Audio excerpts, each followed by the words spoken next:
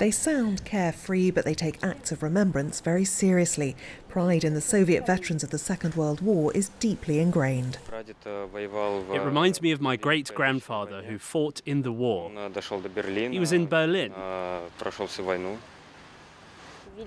To remember is important for everyone.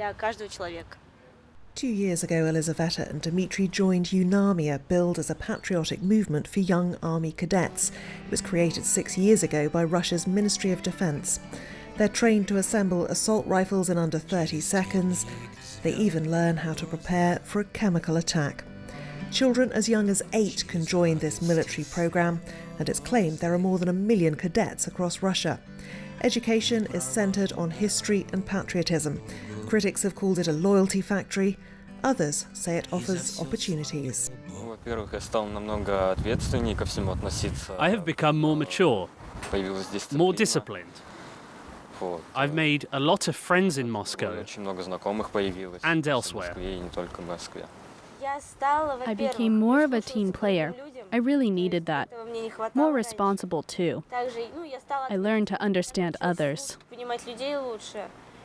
ELISAVETA and DIMITRI are 16 years old, only slightly younger than some Russian soldiers already on the front line in Ukraine. Both say they have little interest in current affairs. They don't even discuss the ongoing conflict. Honestly, it's something that we don't talk about. We're aware of it, and that's enough. What we hear on the news is enough.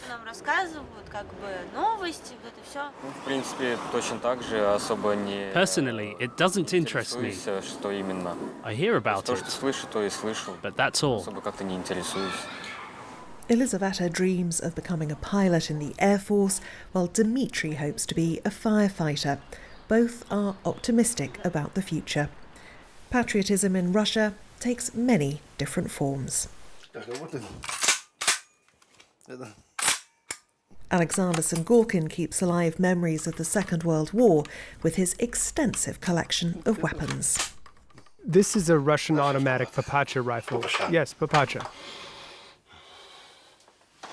That helped us a lot at the front. This one is an original.